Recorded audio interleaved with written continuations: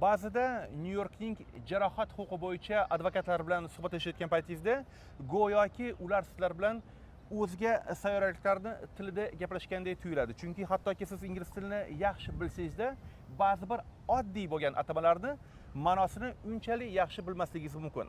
Bugun biz Gabriel Law kompaniyasining advokati Paul bilan birgalikda 3 ta asosiy atamaga aniqlik kiritamiz. Bu javobgarlik, e'tiborsizlik va zarar.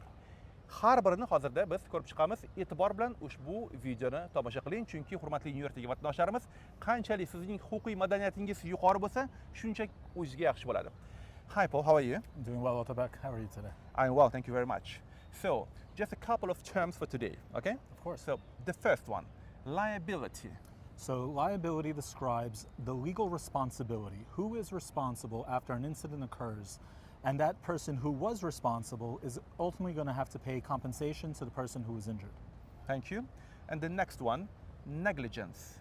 So negligence describes the failure to act as a prudent person would act given similar circumstances. So how would a normal person have responded in the situation?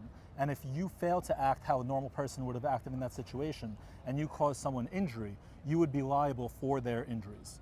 Thank you very much. And the last one for today, damages.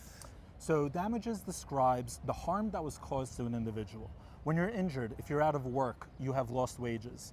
If you're injured and you have pain and suffering, you're entitled to compensation for that pain and suffering. So damages is the compensation that we will fight to get you if you were injured due to someone else's negligence. Thank you very much. It was a very interesting explanation.